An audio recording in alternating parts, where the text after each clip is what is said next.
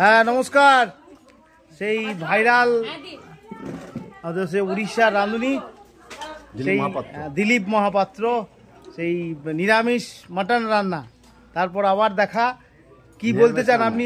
আপনার যে হ্যাঁ আপনি যে ভাইরাল হয়েছিলেন, ভাইরাল হওয়ার পর আপনার কতগুলো ফোন গিয়েছিল? অনেক ফোন 1000 2-3 বটে। তাহলে আপনার চাপ বেড়ে গেছে, কারণ আপনি ভাইরাল হয়েছেন তো।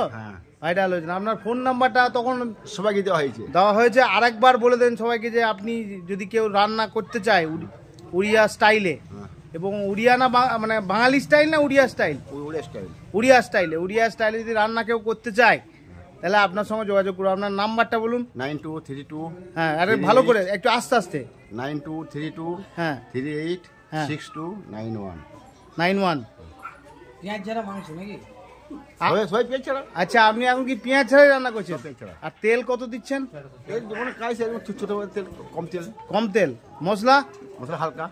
তাহলে আপনার বাঙালিদের রান্না আর উড়িষ্যার রান্নার মধ্যে পার্থক্য কি? অনেক পার্থক্য আছে। কি পার্থক্য? এখানে সস খাওয়া, আমরা সস খাওয়াই নাই। তাহলে কি খাওয়ান আপনি? আমাদের টমেটো আর টক দই। আমরা আর কোনো মাল খাওয়াই নাই। তাহলে মশলা হালকা, ধনে জিরে।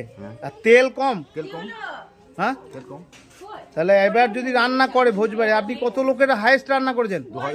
2000। মৎস্য করেছি 6000 7000। মৎস্যপেও রান্না করেন? এটা আজের সঙ্গে হয়। হ্যাঁ আজের সঙ্গে হয় হাটতলায়। আপনার বাড়িটা কোথায় বলেন? সাতের পল্লী বোলপুর। আসল বাড়ি বাঁকুড়া। তা আপনি উড়িষ্যার লোক বলছেন? আমি বাঁকুড়া এখন আছি। বাঁকুড়ায় আছেন। আর আপনার অরিজিনাল বাড়ি? ভুবনেশ্বর। ঠিক আছে, ধন্যবাদ। ভালো থাকুন, আর এইভাবেই রান্না করে যান, সকলকে তৃপ্তি দিয়ে যান। ধন্যবাদ, ভালো থাকুন।